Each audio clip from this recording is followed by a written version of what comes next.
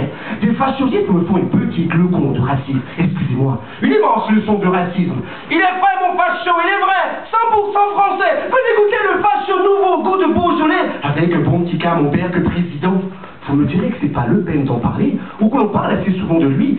Mais j'ai envie d'écrire en slam que seul le Jean-Marie Le Pen des mots oserait dire. Alors, je vais slammer tout puant, tout comme ce cher Camembert. Et tout comme lui, je ferai la une de tous les grands slams nationaux. Car là, c'est bien français. Plus le fromage sent, plus le discours n'a que sens. Et plus on l'aime, on le médiatise, on se marie même avec lui. Alors moi aussi, je vais divorcer de mes habitudes. Et donc, pour une fois, je vais sarcoser. Car là, il est la cocaïne de cette histoire. Oups, pardon. Il est l'héroïne de cette histoire.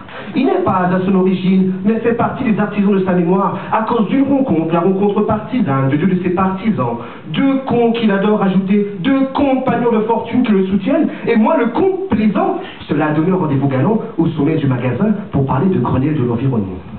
Se prenant pour Charles Darwin, il rôle une nouvelle théorie, qu'il clame, qu'il déclame, je dirais même qu'il clame tout haut, tout fort, qu'il arrête d'aider tous ces fouteurs de merde qui polluent la planète. Les Noirs et les Arabes sont la cause du réchauffement climatique. Traiteur Chinico, j'enfile le masque et deviens collabo pour entrer dans l'assemblée des scélérats. Splendide! Surpris, me voilà pris de nigrophobie. Eh, Nico, tu baisses le chauffage? Je suis vachement fâché, j'en ai marre de tous ces négros. Il n'y aurait pas de bico et de noix. Je suis sûr que le problème serait déjà réglé. J'essaie d'enlever ce masque, mais je n'arrive pas. Splendide! Me voilà pris d'araphobie danoise.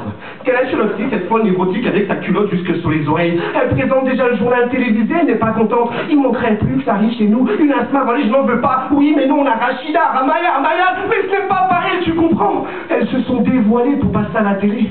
J'essaie d'enlever ce masque, mais j'y arrive pas. Je succombe à la diaphobie, oui. Les petits jeunes tout bridés, mais sauf que eux, je les aime bien, je les vois pas. Certains disent que la machine à coudre fait beaucoup moins de bruit dans le sous-sol d'une maison que dans la chambre de l'appartement.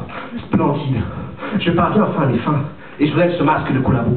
Je m'en suis pris plein la tête, je bois un verre d'eau, et pas besoin de masque pour continuer ce slam. Je me passe un peu d'honnêteté dans mon langage pour dire que certains de mes confrères sont encore et également victimes de cette généralisation. Oui, certains de mes confrères sont eux victimes de blancophobie. Les oreilles, les garous, les béquets, les feuilles, tous les mêmes, tous des hypocrites ou des petits zizi. Bien sûr que c'est faux. Marginal je suis, Lord Majam je reste. Un créole a fait le mariole, mais le racisme on en meurt.